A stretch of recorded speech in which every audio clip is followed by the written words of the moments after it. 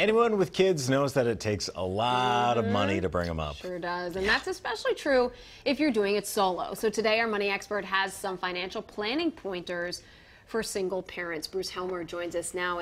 And Bruce, you know, a quarter of families are run by single parents, and a lot of them moms who, you know, generally are women are making even less. Yeah, I'm glad we're talking about this today, because I think so often we talk to our audience as though they're all coupled, but they're not. No. And Right. so when you're single, the challenge is there's some advantages in terms of you know where your money's going. Sometimes couples, one's a spender, one's a saver. Right. The saver doesn't know where the spender's spending all the money. Yeah. So if you're alone, you should know where your money's going. You should have a budget, but you also don't have that second income to fall back Right. on. So some of the basic financial planning things that we might coach everybody on become even more important for singles.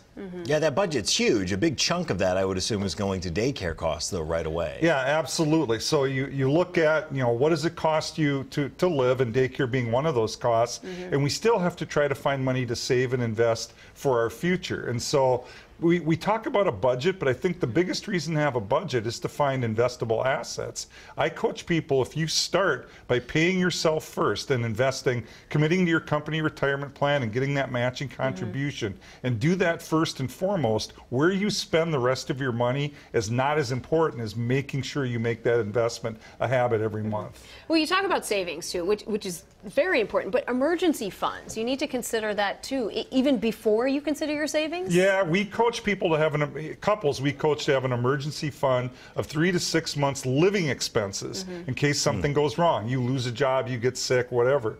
But if you're single and you don't have that second income to fall back on, the emergency fund is even more important. And I think I want it to be a little bit larger, rather than 3 to 6 months, maybe 9 to 12 months of living expenses. I know the bank isn't paying much interest, but I also know that money's safe and secure. It doesn't go backwards if the stock market goes down, and it's there. And most Americans don't have that emergency fund, and it's very important for singles to try to do that. Planning for health care costs is another thing you encourage your clients to do? Yeah, you know, along with health care, when you're single and you want to leave a legacy and you're a parent, life insurance maybe becomes more important. Long-term care insurance maybe becomes more important. The reason we do these types of insurances is in case something happens to us, there's something there for loved ones. Yeah. And again, if you're single and there isn't another parent or another partner to take over that financial responsibility, it's even more important as a single to go do those things. It can be scary. It can be very scary for I think people. being a single parent would be very scary in today's world, to be honest with you.